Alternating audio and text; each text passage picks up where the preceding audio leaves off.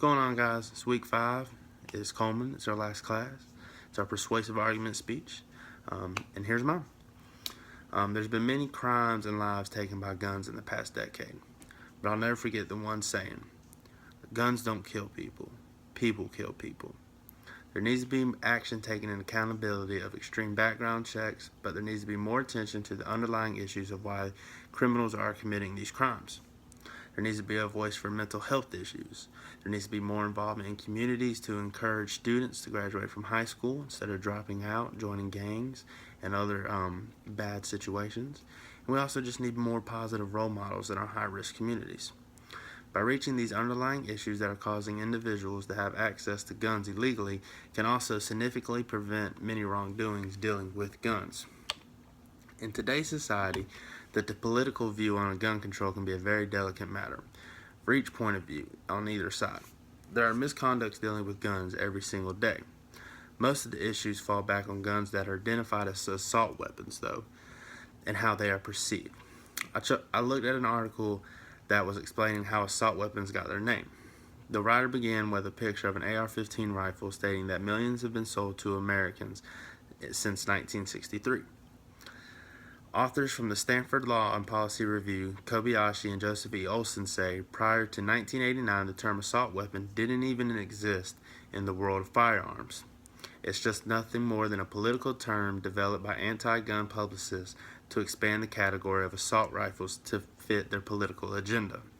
The AR-15, which is the most common rifle, is considered just like any other guns that are used for illegal activities, a single round trigger pull, one bullet comes out. The lack of knowledge on what assault weapons are and what guns can actually do, many use the phrase to their advantage when speaking on the topic of gun control. But there's no consistency to this phrase and how politicians or society chooses to use it. According to David Kopel, writing in the Wall Street Journal, what some people call assault weapons function like every other normal firearm. They only fire one bullet each time the trigger is pulled. Unlike automatic rifles that do not fire continuously as the trigger is held. Today in America, most handguns are semi-automatics, just like the AR-15. There are many sensitive shootings that are way too close to home for me that involve the AR-15. As a husband to a school teacher, I would be lying if I said I didn't feel the action need to be done with the misuse of guns. The shootings in Newtown and Sandy Hook could have been my very own wife's school, and the deaths could have been her or her students. But if we look at all these shootings and the occurrences dealing with assault weapons, there are many underlying issues that need awareness as well. One of these underlying issues that has been known to have a role in gun violence is mental health.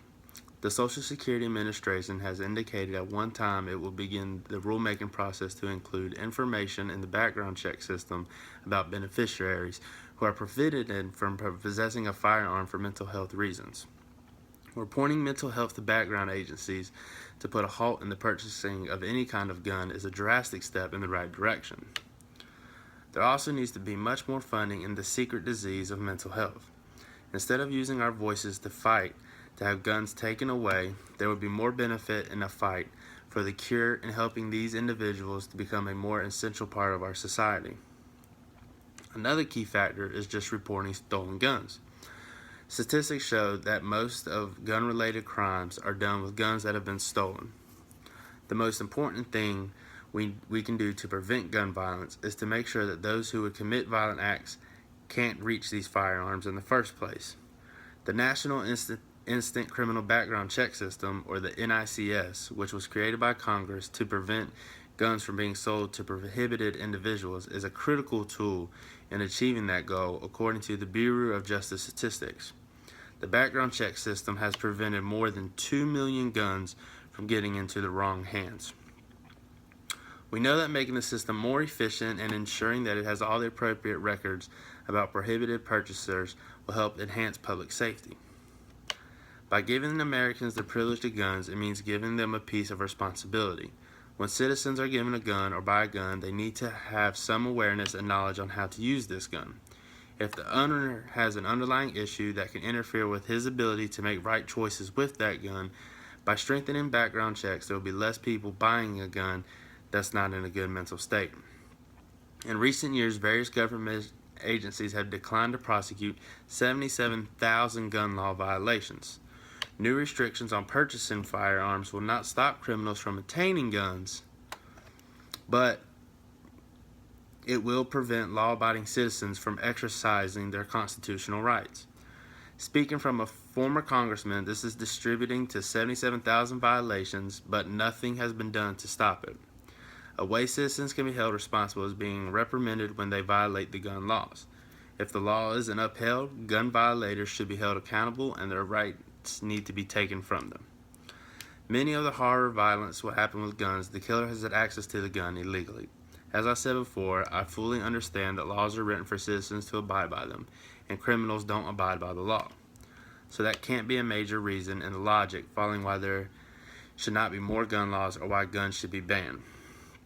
It's important to get deeper into the reasons why individuals are taking the guns and killing innocent people. There's been many crimes and lives taken by guns. There needs to be action taken and accountability of these undisciplined and uneducated people. More intense background checks and one nationwide database that keeps account of all these actions is a great way to start. By reaching these underlying issues that are causing individuals to have access to guns illegally can significantly prevent many misconducts dealing with the guns. George Washington once said, "A free people ought not only to be armed, but to be disciplined." That's the problem with society today and our outlook on guns. People are just not educated and disciplined enough to deal with them.